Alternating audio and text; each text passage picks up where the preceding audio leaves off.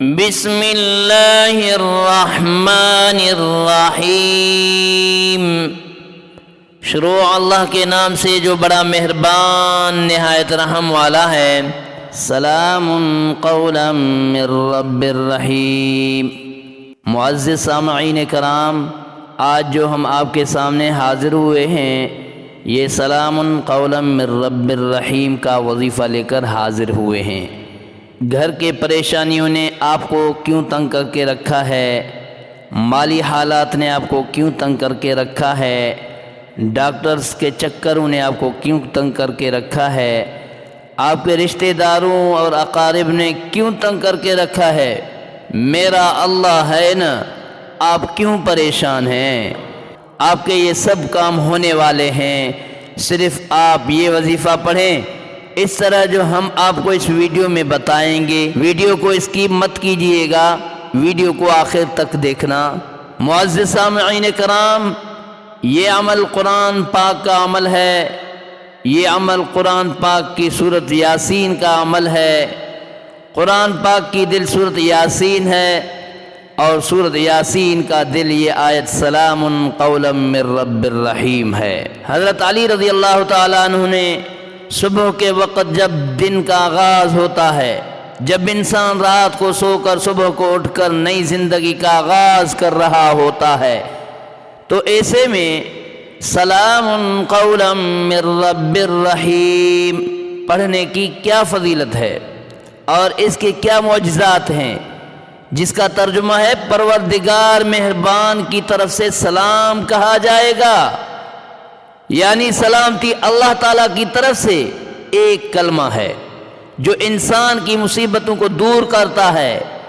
معزز سامعین کرام، حضرت نوح علیہ السلام پر جب مشکل وقت آیا تو اللہ تعالیٰ نے فرمایا کہ تمام جہانوں پر سلامتی ہو۔ حکم ہوا، اے نوح ہماری طرف سے سلامتی اور برکتوں کے ساتھ اتر جاؤ۔ جب زمین پانی اگل رہی تھی، جب آسمان سے موسلا دھار بارش جاری تھی، اس طوفانی دھارے میں پہاڑوں کی سب چوٹیاں زیر آب آ چکی تھیں۔ معزز سامعین کرام، تو حضرت نوح علیہ السلام کی کشتی ان موجوں پر سلامتی تھی۔ دراصل اللہ تعالیٰ کا وہ پیغام تھا، حضرت نوح علیہ السلام کو پہنچا تھا۔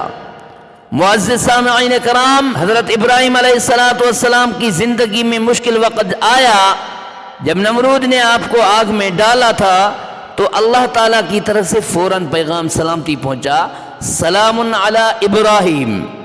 یہ وہ کلمہ ہے جس کو پڑھنے سے اللہ پاک کی جانب سے سلامتی نازل ہوتا ہے، جس کو پڑھنے سے اللہ پاک کی جانب سے سلامتی نازل ہوتی ہے۔ معزز سامعین کرام، حضرت علی رضی اللہ تعالیٰ عنہ کا فرمان ہے کہ جو شخص اس کو صبح کے وقت پڑھتا ہے تو انسان اللہ کی حفاظت میں آ جاتا ہے۔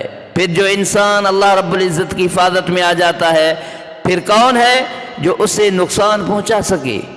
معزز سامعین کرام، اس آیت کو پڑھنے سے اللہ رب العزت غیبی سے رزق عطا فرماتے ہیں۔ اللہ رب العزت رزق میں خیر و برکت عطا فرماتے ہیں۔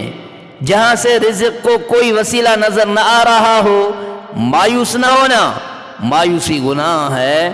تو انسان مایوسی اور احساس کمتری کی اتھاؤ گہرائیوں میں گھیرا ہوا ہے، تو ایسے شخص سے پریشانی دور ہو جاتی ہے۔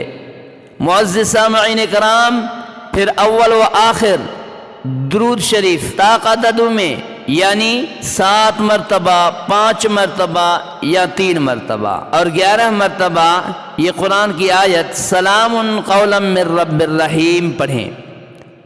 معزز سامعین کرام، ایک گلاس پانی پر پڑھ کر دم کر کے اس کے بعد اپنی حاجت کی دعا مانگ کر آسمان کی طرف منہ کر کے پھونک مار دیں اور دل ہی دل میں دعا مانگیں، اور پوری زندگی اس عمل کا معمول بنا لیں۔ یہ عمل آپ کئی دن تک جاری رکھیں، انشاءاللہ آپ کے کام ہو جائیں گے، اور وہ پانی خود پئیں یا کسی مریض کو پلائیں، انشاءاللہ صحتیاب ہو جائیں گے۔